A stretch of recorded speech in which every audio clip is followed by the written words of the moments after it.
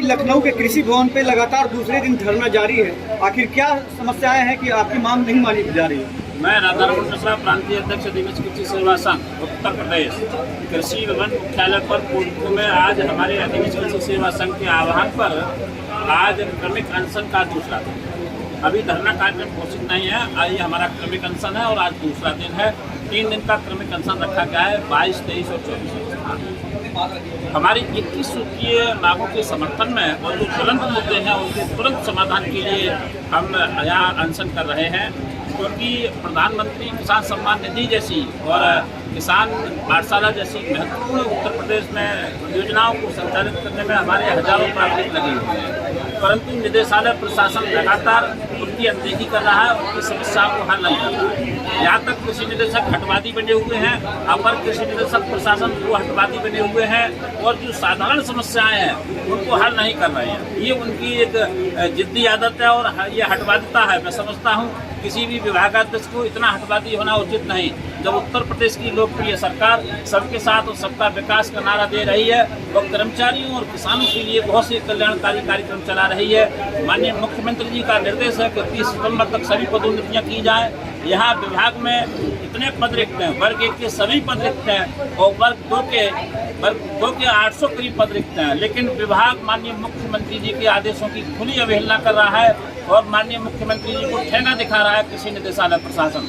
हम उस माननीय मुख्यमंत्री जी के जो निर्देश है उसके समर्थन में हमारा आंदोलन उसी क्रम में जो सरकार कह रही है, हम उसी के अनुरूप जो निर्देश हैं उनको क्रियान्वित कराने के लिए हमारा आंदोलन चल रहा है। और हम समझते हैं कि हमारी बात को माननीय मुख्यमंत्री जी को जब पहुंचाया जाएगा, जब पहुंचेगी तो अवश्य हमारी समस्याओं का समाधान होगा और हजारों जो कृषि प्रावधानिक उत्तर प्रदेश में किसानों की सेवा में लगे हैं उन्हें कुछ राहत मिलेगी।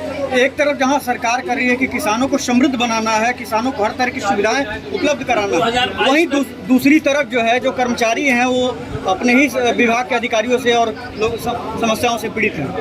कैसे होगा? 2022 तक किसानों की आय दोगुनी करने का सरकार का संकल्प है और संकल्प से सिद्धि तक इस कार्यक्रम को हमारे हजारों प्रावधानिक जमीनी स्तर पर काम कर रहे हैं, परंतु ये दुर्भाग्य कृषि निदेशक उन चीज़ों को नहीं समझ रहे हैं जो उनकी व्यवहारिक रूप से दिक्कतें हैं। उन दिक्कतों को उन्हें सुनना चाहिए और समय रहते उनका समाधान करना चाहिए। पदोन्नति में सरकार पर कोई खर्चा नहीं पड़ेगा। यहाँ तक कि जो पिछले साल पदोन्नति हुई थी ये इतने निष्क्रिय और बेकार की डायरेक्टर हैं, बेकार का प्रशासन है कि 1 साल में एक डायरेक्टर होते हुए, एक अपर निदेशक स्तर का अधिकारी होते हुए, उस नोडल का अधिकारी उसमें एक डिप्टी डायरेक्टर रहते हैं, उसमें प्रशासनिक अधिकारी राजपत्रित रहते हैं और उसमें करीब 15 कम से कम लिपिक संवर्ग के कर्मचारी हैं। 800 लोगों की 1 साल में उनकी तैनाती नहीं दे पाए। मैं समझता हूँ इन सभी पूरी चैनल को पूरा रिटायरमेंट दे के PRS दे के घर भेजना चाहिए। हम माननीय मुख्यमंत्री जी से मांग करेंगे ऐसे नाकारा अधिकारियों को, कर्मचारियों को यहाँ से सेवा मुक्त किया जाए और कृषि विभाग को किसानों के लिए समर्पित किया जाए। अपने पद के साथ नाम के साथ क्या उचित बताइए? मैं अमरनाथ सिंह पटेल, प्रांतीय संगठन मंत्री उत्तर प्रदेश, अधिवक्ष कृषि सेवा संघ। सरकार की जो हमारी किसानों की समस्या है उसी के लिए हम लोग यहाँ रखा गया है, लेकिन अधिकारी हमसे काम कुछ और करवाते हैं, प्रतिफल नहीं देते हैं। किसानों के बीच भी हमारी बदनामी होती है। विभाग में तो हम बदनाम नहीं हैं कि हम काम नहीं करते, लेकिन हम लोग तन मन धन से, अपना लगन परिश्रम से, हमारी मातृ शक्तियाँ भी आ गई हैं जो कि बहुत तन मन धन से काम करती हैं।